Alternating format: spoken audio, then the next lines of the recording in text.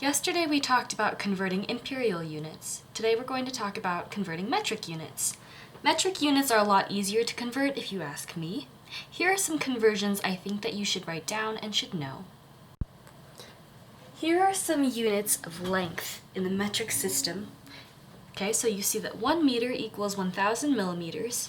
1 meter also equals 100 centimeters, and 1,000 meters is 1 kilometer. Now I want you to notice that the prefixes on each of these will tell you exactly what you need to know about how many there are. Here you see, for millimeters, the prefix milli means that there are 100 of those for every one normal unit. So for example, you see here that there are 1,000 millimeters for every 1 meter. So there's 1,000 normal ones. So there's 1,000 of them, of the millimeters, for every 1 normal meter. Same thing, okay? For kilo, actually, for kilo, there are 100 normal units, so meter. For kilo, there are 1,000 normal units, or 1,000 meters, or 1,000 meters for every 1 kilometer. For every 1 kilometer. For centimeters, it goes back to being like milli. There are 100 centimeters for every 1 normal meter. This applies to almost all the units in the metric system. Using that same concept, let's look at the units for mass in the metric system, so how much something weighs. We have gram, centigram, milligram, and kilogram.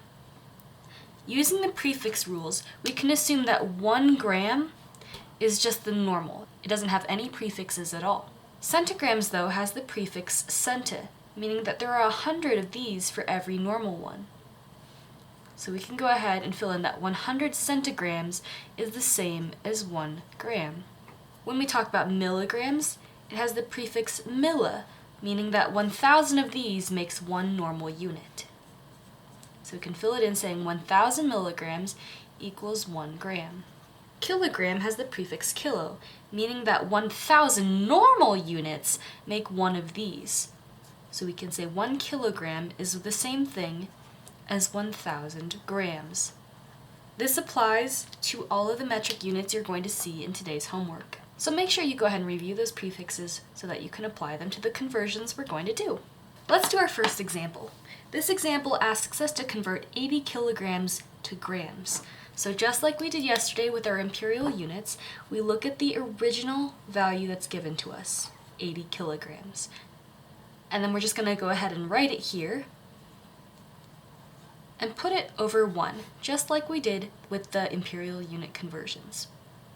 Because it's a unit conversion, we make sure that we write it as a multiplication. And down here, we're going to remember our unit conversion.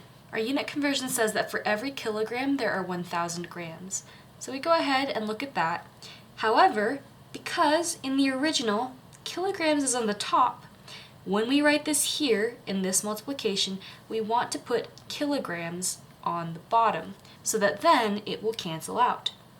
So I'm going to put 1,000 grams here, and on the bottom, I put my 1 kilogram.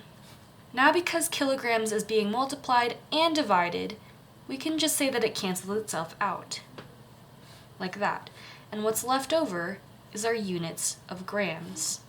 So we get 80 times 1,000 over 1 times 1, and our units are grams because that's all that's left over. What we then get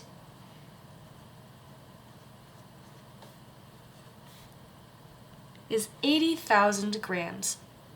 So, looking at that, we can say there are 80,000 grams inside 80 kilograms. Okay, our next example is converting 3 milliliters to liters. So this is a conversion I didn't necessarily give you the tools to use because I want you to be able to understand the prefixes. So this stands for milliliters, and this stands for liters. It's a measurement of fluid. Just from looking at this, I see that this has the prefix of milli, while this one doesn't have any prefix at all, which is going to give you the clue that this is the normal one here. And this one, you're going to say, oh, it has a prefix of milli. That probably means that there are 1,000 of these for every one of those. So we'll make our conversion chart down here. 1 liter has 1,000 milliliters. And that's the conversion we're going to use. When we go ahead and write that out, we take our original value here, 3 milliliters, and we write it, just like all the others, over 1. Then, because it's a unit conversion, we make it a multiplication problem. We're going to take this unit conversion, so it looks like because we have milliliters on the top here, we're going to want to have milliliters on the bottom on this unit conversion. It looks like in this part here, it's already that way, so we can just rewrite it. So I see that I have milliliters on the top and milliliters on the bottom, so the units will cancel out and leave liters. That's what we want, so that's good. We're going to get 3 times 1 over 1 times 1,000 liters, which means that converted, 3 divided by 1,000 is 0.003 liters.